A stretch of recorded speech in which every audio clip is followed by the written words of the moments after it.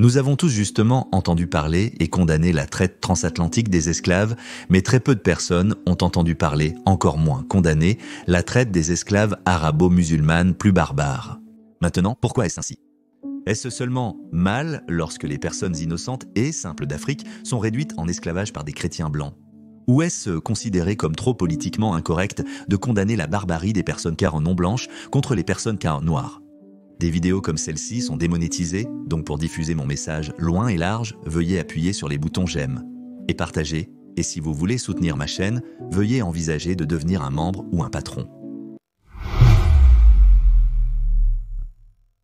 L'islam, l'idéologie dominante de l'Arabie, a codifié l'esclavage dans ses écritures et a par conséquent sanctionné l'asservissement du peuple d'un continent entier. Ce commerce d'esclaves a duré près de 13 siècles, le rendant beaucoup plus long et plus brutal que la traite transatlantique des esclaves. Il est déconcertant que malgré le fait qu'il ait été la cause de tant de souffrances pour le peuple africain, l'islam ait fini par devenir une religion majeure sur le continent. Selon l'encyclopédie World Book, les chrétiens représentent 45% de la population africaine, suivie par 40% de musulmans. Nous comprenons que les Afro-Américains d'aujourd'hui sont en colère contre l'Amérique blanche parce qu'ils reconnaissent les souffrances qu'ils ont dû endurer à cause de la traite transatlantique des esclaves, mais nous ne voyons pas la même colère dirigée vers l'Arabie qui a été influencée par l'islam. Pouvez-vous imaginer un monde où 40% des Juifs sont des nazis? C'est exactement comme ça. Les Africains qui embrassent et idolâtrent l'islam, c'est comme les Juifs qui embrassent et idolâtrent le nazisme. Les apologistes musulmans aiment vous dire que oui, l'esclavage est autorisé en islam, mais on nous a dit de les traiter gentiment, comme si cela absolvait l'islam de tous les méfaits que l'esclavage inflige à ses victimes. Chaque fois que cet argument est présenté par un apologiste musulman, demandez-lui toujours « Si je vous traite gentiment, accepteriez-vous d'être mon esclave ?» Leurs hésitations vous révéleront la réponse. Les efforts que certains musulmans déploient pour défendre leur religion sont remarquables. Ils défendront même l'esclavage. Un esclave n'est pas votre égal. Un esclave est, peu importe combien vous le traitez gentiment, n'a même pas d'autonomie sur son propre corps. Les esclaves défendant les musulmans essaient de peindre une image rose et nous font faussement imaginer un monde où les propriétaires d'esclaves musulmans et les esclaves vivent dans ce monde magnifique plein d'arc-en-ciel et de soleil. C'est comme s'ils auraient un monde où un maître ordonne à son esclave de lui laver les pieds ou de nettoyer la maison et l'esclave en retour dirait « Désolé, je n'ai pas envie d'accomplir ces devoirs aujourd'hui ». Et si vous insistez, laissez-moi vous rappeler que l'islam vous a dit de me traiter gentiment. Il n'y a aucun moyen qu'un esclave puisse dire cela à son maître. Un esclave doit tout laisser tomber et obéir aux ordres de son maître. Ce n'est pas comme un employé moderne qui reçoit des salaires en échange de ses services et est libre de partir quand il le souhaite. Chaque musulman qui tente de défendre l'esclavage à partir de ce point doit comprendre qu'aucune justification ne peut rendre l'esclavage acceptable. Cela dit, je dois être juste, à ma connaissance, il n'y a pas d'autre culture qui a autant insisté sur la nécessité d'être plus gentil envers les esclaves que l'islam. Il y a des tonnes aussi de hadiths où le prophète Mohammed a dit aux musulmans de parler gentiment aux esclaves, de ne pas les surcharger, etc. Cependant, cela n'excuse pas Mohammed de ne pas avoir complètement aboli l'esclavage, comme il l'a fait pour l'alcool, les jeux d'argent, l'usure et les relations sexuelles hors mariage. Tout cela était courant dans l'Arabie pré-islamique. Aucun esclavage ne sera toujours mieux que de traiter gentiment les esclaves. Maintenant que j'ai réussi à expliquer pourquoi l'esclavage est de mal, je ne peux pas imaginer que je dois encore expliquer cela au XXIe siècle. Vous devez comprendre que l'islam est une idéologie très agressive qui croit en la conquête des terres et en l'imposition de son propre ordre mondial sur d'autres personnes. Juste après la mort de Muhammad, l'islam a commencé son expansion extérieure en conquérant les territoires de voisins. Avec l'expansion de l'empire islamique, la demande de main-d'œuvre s'est accrue. Initialement, le commerce était axé sur la capture et l'asservissement de non-musulmans provenant de régions telles que la Perse, l'Inde et l'Asie centrale. Alors que la demande de main-d'œuvre augmentait et que l'accès aux sources d'esclaves devenait plus difficile, les marchands arabes se sont tournés vers l'Afrique. L'une des méthodes les plus courantes utilisées par les marchands arabes pour capturer des esclaves en Afrique était le raid. C'est très similaire à ce que le prophète Mohammed a fait. Ces raids étaient souvent menés par des milices arabes qui se déplaçaient à l'intérieur des terres depuis le poste de commerce côtier et attaquaient les villages et les établissements africains. Le but de ces raids était de capturer autant de personnes que possible et de les ramener sur la côte pour être vendus comme esclaves. C'est tout à fait dans l'allée du prophète Muhammad. Le prophète Muhammad avait également l'habitude de faire des raids sur les villages et les tribus voisins et de capturer des hommes, des femmes et des enfants comme esclaves. On peut trouver un tel exemple au moment de la conquête de Banu Qurayza. Après la reddition des gens de Banu Qurayza, le prophète Muhammad a fait tuer tous les hommes et a pris leurs femmes et leurs enfants comme esclaves. Dans cet épisode barbare, toute personne ayant des poils pubiens était considérée comme un homme. Cette histoire se trouve dans la biographie du prophète Muhammad, La vie de Muhammad, page 464. Cependant, ce n'était pas un cas isolé. Dans un autre cas où Muhammad a attaqué une tribu à un endroit appelé Otas, il a pris leurs hommes et leurs enfants comme esclaves et leurs femmes comme esclaves sexuelles.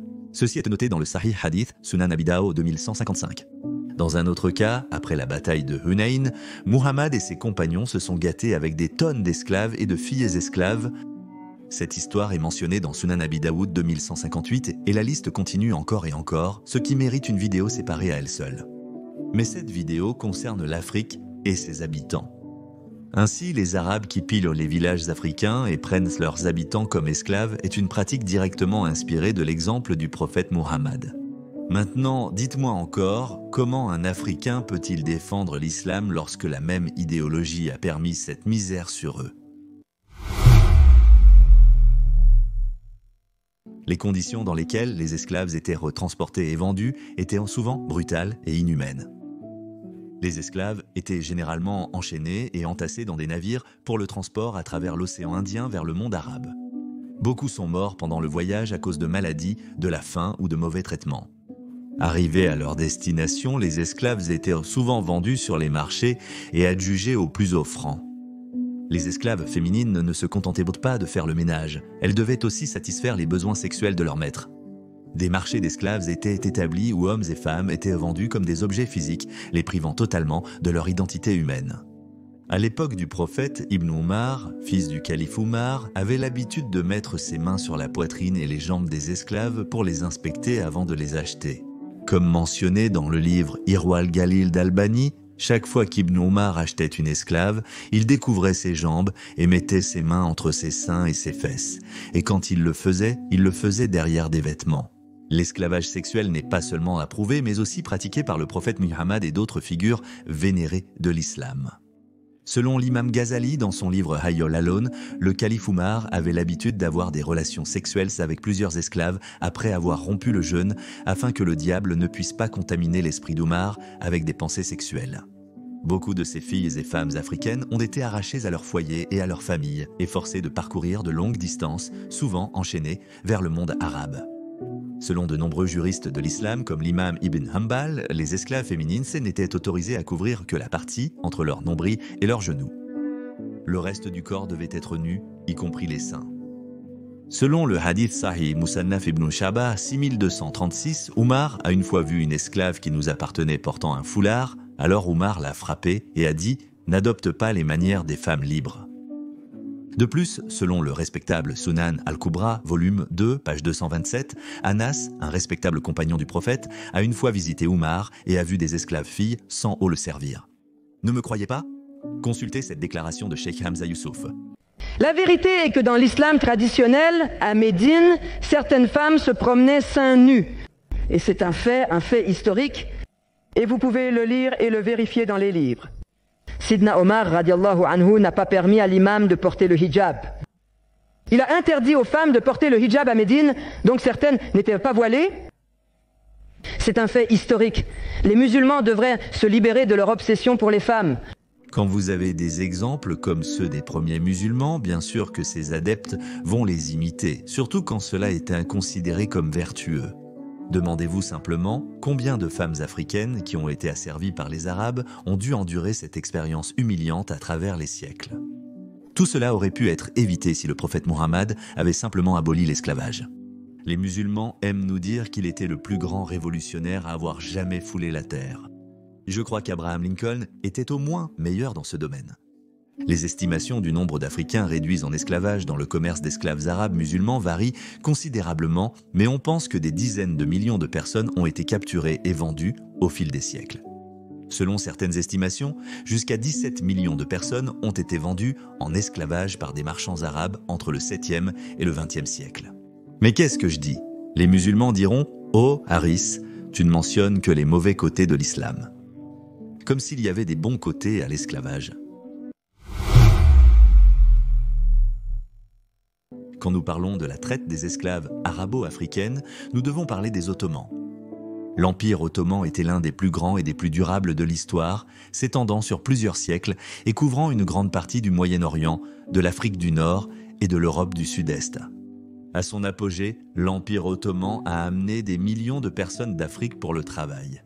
Cependant, juste en passant, l'Empire avait un intérêt particulier à amener des femmes esclaves aux cheveux blonds d'Europe de l'Est, quelque chose qu'il ne pouvait pas obtenir d'Afrique. Oui, derrière chaque acte maléfique d'un musulman, il y a un exemple du prophète Muhammad. Le prophète Muhammad avait aussi l'habitude de tenter ses soldats avec des femmes esclaves aux cheveux blonds. Il a incité ses soldats à attaquer l'Empire byzantin afin qu'ils puissent acquérir des femmes blondes comme esclaves. Dans le commentaire du Coran, chapitre 9, verset 49, Ibn Kathir explique un événement dans lequel un homme nommé Abu Wahhab a refusé de participer à l'attaque de l'Empire byzantin. Alors le prophète Muhammad lui a demandé « Ô Abu Wahhab, n'aimerais-tu pas avoir des scores de femmes et d'hommes byzantins comme concubines et serviteurs ?» En réponse, Abu Wahhab a répondu, et c'est drôle, « Regarde ça, ô messager d'Allah, j'aime beaucoup les femmes, et si je vois les femmes des Byzantins, je crains de ne pas pouvoir me retenir, alors s'il te plaît, ne me tente pas avec elles. » Retour en Afrique. L'une des pratiques les plus brutales associées à la traite des esclaves ottomanes était la castration des esclaves masculins. La castration était généralement pratiquée sur les garçons entre 8 et 12 ans dans le but de créer des eunuques qui pourraient être dignes de confiance pour servir de gardiens de harem ou occasionnellement à d'autres postes de pouvoir. La procédure impliquait l'ablation des testicules et parfois du pénis également, évidemment sans aucun soin médical approprié. De nombreux jeunes garçons africains mouraient pendant ou peu après la procédure et ceux qui survivaient étaient marqués à vie et souffraient souvent de douleurs chroniques et d'autres problèmes de santé. C'est la raison pour laquelle aujourd'hui, il n'y a que 5 à 20 000 Afro-Turcs qui retracent leur origine au commerce des esclaves ottomans. Leur nombre aurait dû être de plusieurs centaines de milliers, sinon de millions, s'ils n'avaient pas été castrés. Contrairement à ce que ces apologistes musulmans vous diraient, ces Africains n'étaient pas traités gentiment ou n'étaient pas heureux d'être esclaves. Comme dans de nombreuses autres cultures esclavagistes, les esclaves africains, vivant sous le joug de leurs maîtres arabes, se sont également révoltés dans ce qui est de maintenant connu sous le nom de rébellion des anges, qui a eu lieu dans le sud de l'Irak au Xe siècle. La rébellion a été menée par un groupe d'esclaves africains qui avaient été amenés dans la région pour travailler dans les mines de sel. Les esclaves se sont rebellés contre leurs maîtres en lançant une série d'attaques sur les villes et les villages environnants. La rébellion a finalement été réprimée par l'armée abbasside et des milliers d'esclaves ont été tués ou capturés et vendus à nouveau comme esclaves. Cet épisode est très similaire à la rébellion orchestrée par Spartacus. Comme Spartacus, les rebelles de Zanj ont lutté pour leur liberté mais ont été brutalement réprimés par leurs maîtres. Même les historiens musulmans, tels que Al-Tabri et Al-Masudi, ont considéré la rébellion de Zanj comme l'une des insurrections les plus vicieuses et brutales qui ait affligé les Abbassides. Alors, comment s'est terminée la souffrance de millions de personnes au fil des siècles? Si cela avait été laissé à l'islam et aux musulmans, la souffrance du peuple africain aurait continué jusqu'à ce jour. Un facteur clé de la déclin de la traite des esclaves arabo-musulmans a été la participation croissante de l'Empire britannique. Oui, aussi mauvais que l'Empire britannique du 19e siècle ait été, les Britanniques, avec les Français, ont été parmi les premières puissances européennes à agir contre l'esclavage. Et au 19e siècle, ils ont lancé une série de campagnes navales pour supprimer la traite des esclaves arabo-musulmans dans l'océan Indien et la mer Rouge. Ces campagnes visaient à intercepter les navires d'esclaves, à libérer les individus asservis et à perturber les réseaux qui soutenaient le commerce. Oui, mes chers Africains, les Européens et les Américains ont causé beaucoup de souffrances aux Africains. Mais les Européens, en particulier les Britanniques, ont également joué un rôle significatif dans sa fin. Un exemple notable de l'intervention britannique dans la traite des esclaves musulmans arabes a été l'expédition anti-esclavage en Afrique de l'Est de 1873 à 1876. Cependant, les Ottomans, qui représentaient les musulmans, insistaient sur l'esclavage. Selon l'historien Bernard Lewis dans son livre « Qu'est-ce qui a mal tourné ?», les Britanniques ont contraint le sultan à abolir l'esclavage. Cependant, pour être juste, il y avait aussi un mouvement de réforme croissant au sein de l'Empire ottoman pour abolir l'esclavage et la jizya pour les non-musulmans.